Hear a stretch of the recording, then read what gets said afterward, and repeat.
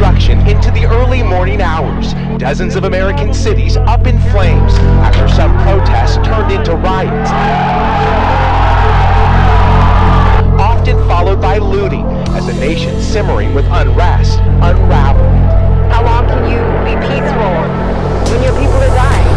In Los Angeles, hours before a curfew was ordered, the city became a war zone. After attempting to breach television studios, large groups torched police cruisers as officers fired back with rubber bullets. Before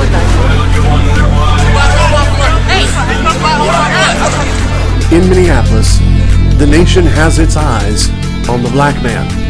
At the Soul Trap, we have our eyes on the man in black. Welcome to this episode, Agent Provocateur.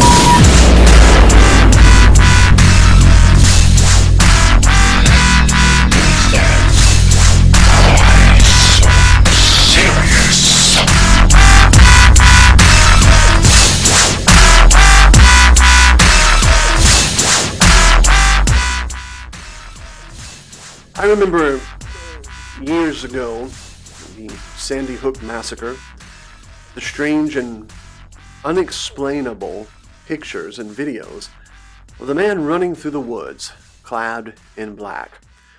You can take a look at the video yourself and you tell me, what are you seeing?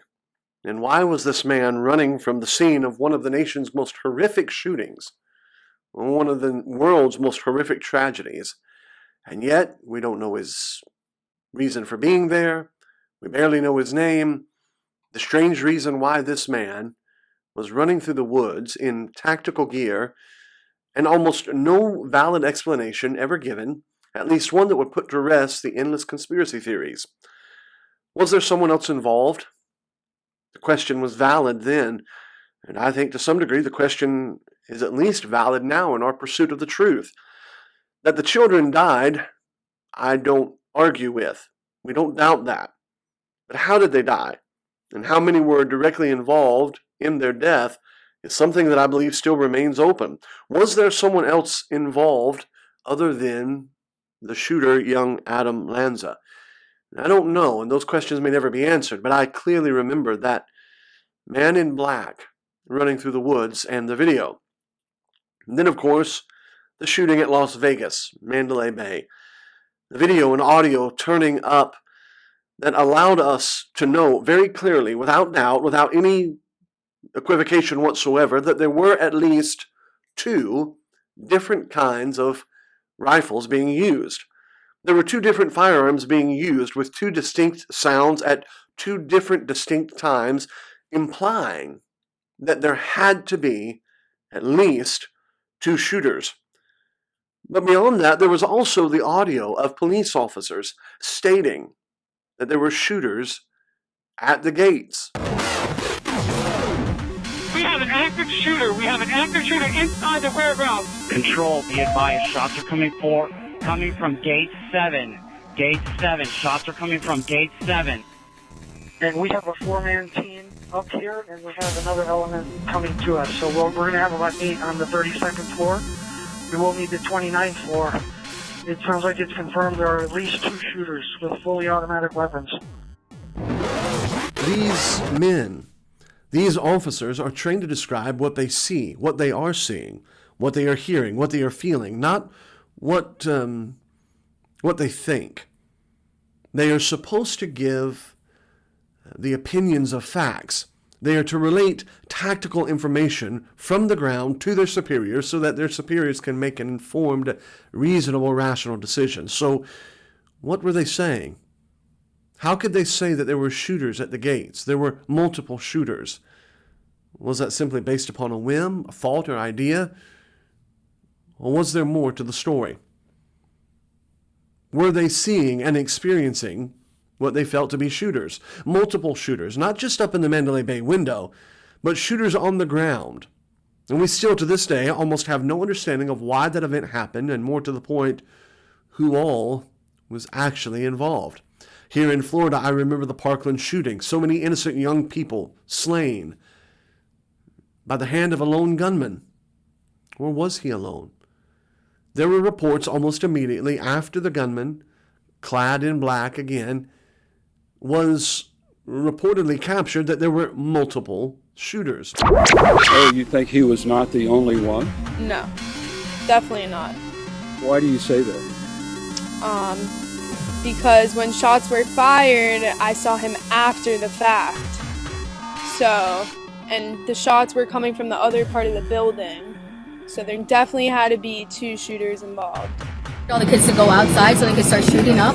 So they started shooting from the first floor up, because there's only 2 exits in the freshman building, so everybody started running to the other exits, but that's when the shooter and the other shooter started coming up. They were trying to. So you think there was more than? Do you think there was more than one There's shooter? 3 shooters. Definitely. Well, so the shooter, tell me, besides, hey, what was he saying during He all wasn't this? doing anything. He was legit. He just ran up the stairs, started shooting, and you could see a bunch of kids just going down that way, but stopping. But because the other shooter was coming, so everybody was screaming and stuff. Everybody was trampling each other because they were like, "Hey, do you hear that loud banging sound?" And we all thought it was like some kid joking on the stairwell because they're hollow, so you could just hit a stick and it sounds like it. But then we all were like, "Oh, this is real!" So we all just started running. It was really. Now, one student told me that the shooter was wearing a bulletproof vest and a helmet. Did you see that? I saw some other kid. When the other kid who came into the classroom, he was wearing some type of thing and like. And the same could be said for the Columbine shooting. All the way back, the same could be said for the theater shooting in Aurora and eventually the JFK assassinations. You see, it's easier, it's neater, it's cleaner for there to be a shooter, a lone crazy gunman that produces such a horrific damage, and I guess maybe that is the truth. Maybe it is. But maybe not. Maybe side by side with history, there has always been a reality of governments and secret agencies using what has been called the agent provocateur. Maybe there are lone gunmen that are able to wreak such havoc, but maybe alongside of these lone gunmen, there are people, provocateurs that are used by the powers that be to foster onto the people an agenda, whether it be psychological, totalitarian, whatever it might be. Is it possible that there is more than what we are seeing? Now, I bring all of this up because in watching the news, we are seeing in Minneapolis the city being burned by rioters. But the question is not what we are seeing. The question for us today is what we are not seeing. Is there more to this than simply a group of people angry at a system that is systemically racist? Is there a hand, as Epperson would say, an unseen hand moving and directing things? Initially, one may say, no, I don't think so, but a video has recently surfaced and made the rounds. And to me, in the many years of doing the Soul Trap research, it is one of the most profound and shocking videos that I have seen in a long time. It is a clip of what I believe may be an agent provocateur caught in the very act. Watch the clip. And as you watch the clip, I want you to see and notice what is taking place. What stands out? What doesn't make sense? I ain't got part of that shit.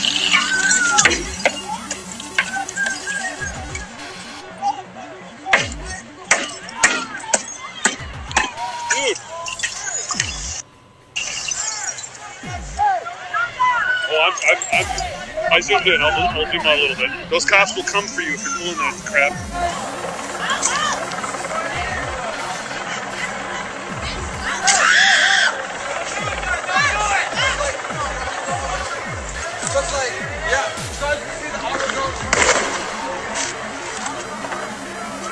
I just came with a hammer and smashed the windows down. I'm gonna fight you right now. You wanna go? Yes, what's up? Somebody hold my blunt. Hey! Somebody hold my blunt. I'm gonna get up. Hey! Are you a f***ing cop?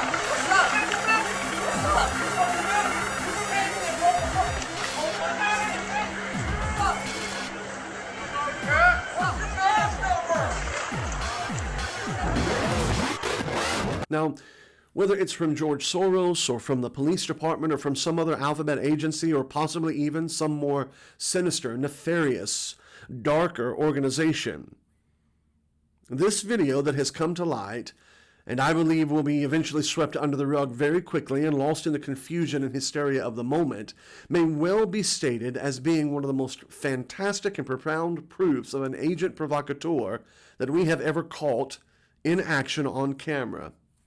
The video is stunning. Now, let's understand what we mean by an agent provocateur. We don't have to get super duper detailed to figure it out. Simply from Wikipedia, an agent provocateur, a French word meaning inciting agent, is a person who commits or who acts to entice another person to commit an illegal or rash act or falsely implicate them in partaking in an illegal act so as to ruin the reputation or entice legal action against the target or a group. An agent provocateur may be a member of law enforcement agency, acting out of their own sense of duty or under orders or other entities. They may target any group, such as a peaceful protest or demonstration, a union, a political party, or a company. An agent provocateur may be a police officer or a secret agent of police who encourages suspects to carry out a crime under conditions where evidence can be obtained, or who suggest the commission of a crime, sort of like breaking out the windows of a business so that it would make it easier for the looters to invade that business. Now, as you look at the video, there are several things that come to light. First of all, there is the strange and unusual behavior. There's no anger from this supposed protester. There's no loud chanting. There's no rage against the machine. There's no, anything that you would expect from an Occupy Wall Street teenager or young adult that is trying to fight the man. No, all that is there is a calm, collected execution of what appears to be a mission. That building had to be made more accessible for looters. At least that's what it appears that the mission is. The windows are smashed, and it is as if it is prepared and ready for the looters.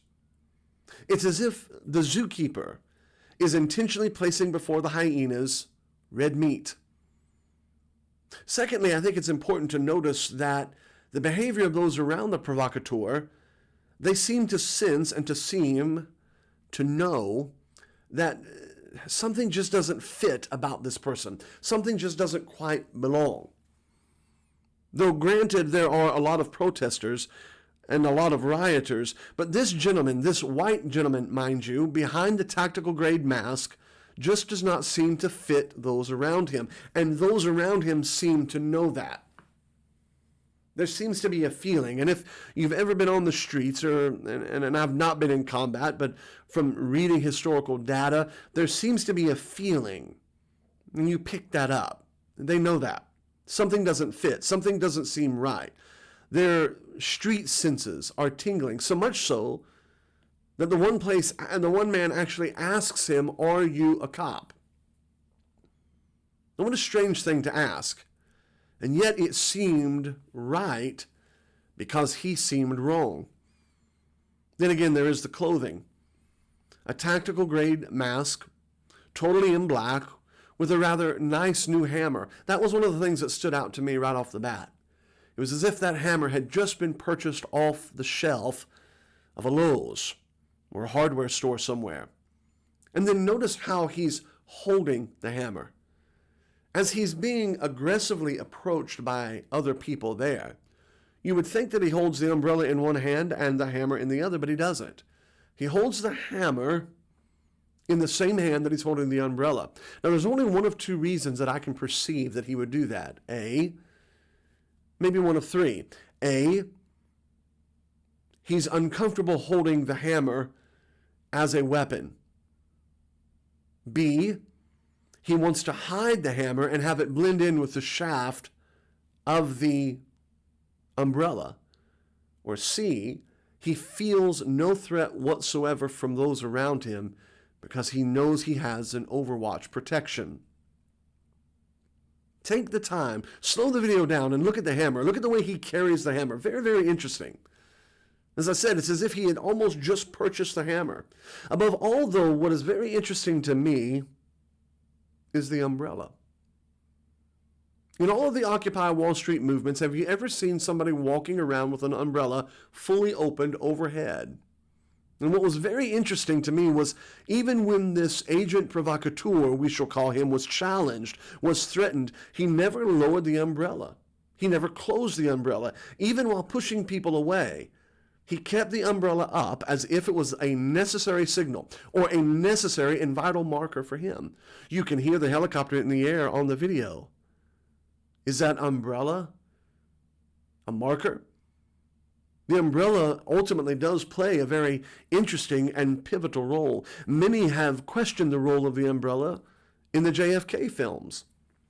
Here in one of the video clips you're about to see, you will see that it is a very strange and out-of-place man with an open umbrella in Daley Plaza on a beautiful, bright, sunny day where no umbrella was required. His was open. Some have believed and thought that it was actually a signal to the triangulation shooting teams that everything was a go. And the green light that they needed was the umbrella being open. Others have theorized that the umbrella was a shooter himself. And then, of course, there is the very interesting and dark connection between Sandy Hook and Batman in The Dark Knight Rises, something you can research for yourself. And one cannot think about The Dark Knight without the most famous of all agent provocateurs, the Penguin, of course, carrying the umbrella. And while we're thinking about agent provocateurs, is there not any better prototype of an agent provocateur than Batman's arch nemesis, the Joker? Maybe one of the greatest definitions of the agent provocateur comes from the lips of the Joker himself, as he tells us what it takes to push a society over the edge. Introduce a little anarchy. Upset the established order, and everything becomes chaos. I'm an agent of chaos. Oh, and you know the thing about chaos? It's fear. I think you and I are destined to do this forever.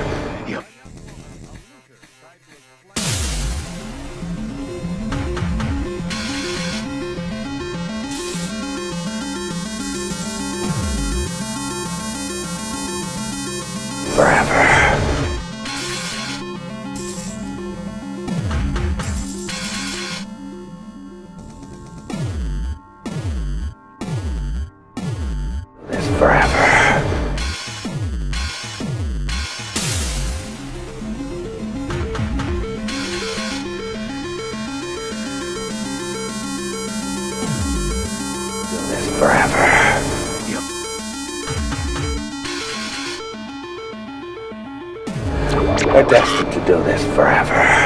You'll be in a padded cell forever. Maybe we could share one.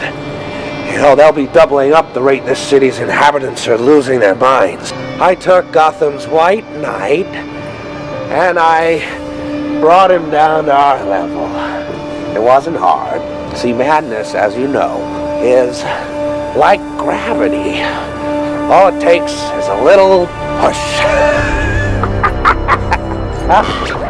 Interestingly enough, if you do just a little bit of research, you will begin to see that umbrellas have tremendous symbolism, especially black umbrellas, both in movies and poetry, and more to the point, in occultism.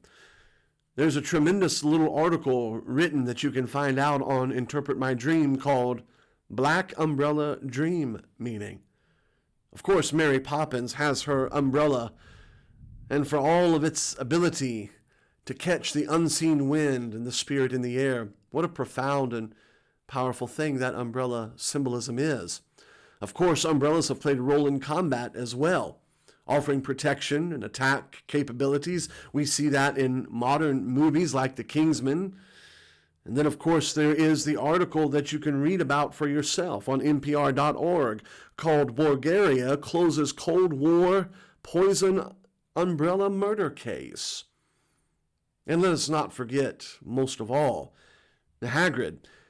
Of course, Hagrid, who are one of our favorite characters from Harry Potter, who just happens to hide his powerful wand in an umbrella.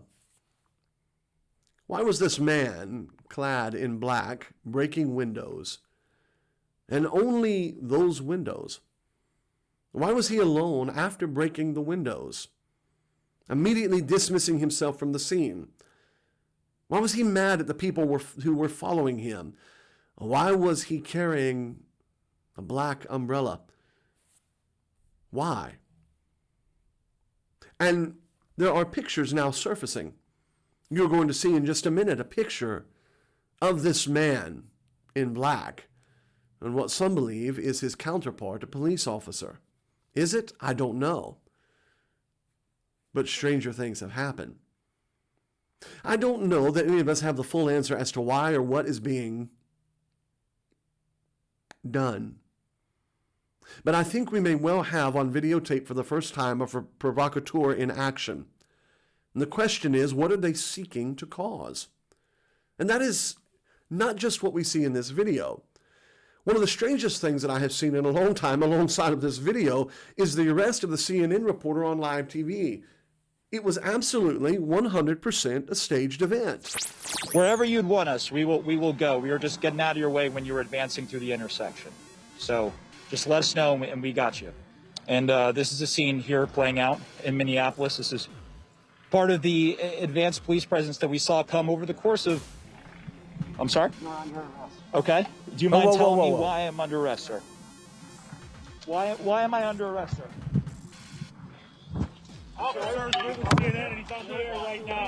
Hang on one second, Allison. Let's listen into what these officers are saying.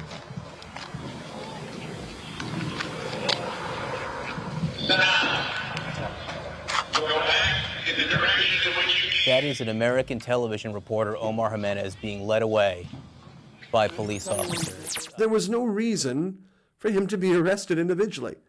If they were going to arrest somebody, why did they not arrest the cameraman and the other people that were standing there? There was a total of 4 people in that crew, that news crew. Why was the reporter alone being arrested? I'll tell you why. It was a staged event. It was a showing. Now, I'm not saying that I understand fully what the show was trying to accomplish, but there is no way that you can see that as a real-world event. It was 100% staged. To what end? I don't fully know. But ladies and gentlemen, we are watching what we have always said for so long, only now it is on full display. We are definitely living in strange and dark days. And maybe one of the biggest things that's being produced from all that we see is, quite frankly, the feeling of helplessness. Maybe it's not even a feeling of helplessness. Maybe it's a feeling of resignation, as if we are resigned to the fact that we can do nothing. We can do nothing. Is there racial injustice? We can do nothing. Is there racial stupidity? We can do nothing. Is there needless war? We can do nothing. Is there needless impeachment of the president? We can do nothing. Is there criminal activity at the highest levels of our government? We can do nothing. Is there an oligarchy? We can do nothing. Is there a raping and plundering of the middle class? We can do nothing.